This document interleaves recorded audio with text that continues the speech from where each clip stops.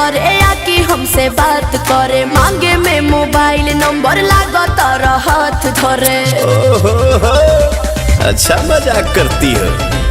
गोरी फूला झाड़ी बारू पापा के पारी बारू, लगलू पसारे तू तो पंख पियर फराक वाली।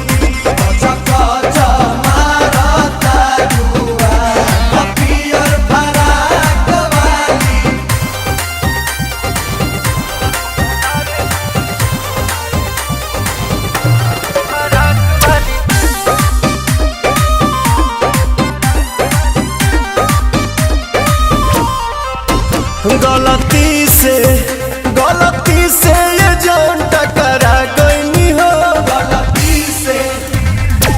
लड़की के देखी पागल आगिल बड़ा का, लागे कि भांग खा के आगिल बड़ा का। करत इशारा बारू कहत आवारा बारू, भड़केलू कैलो मजाक पियर फराक वाली।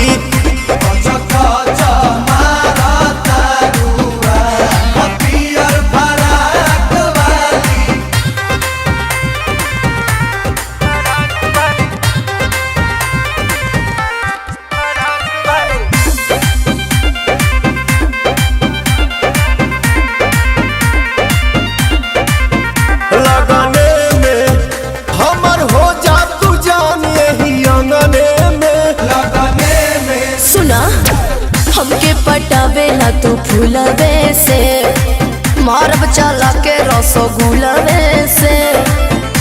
आगे आगे आंसू खोई है, पीछे प्रियम सुपई है।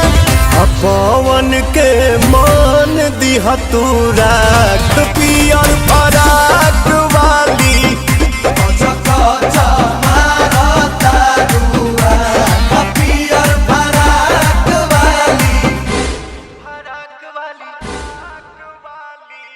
लगलू पसारे तू तो पंख पियर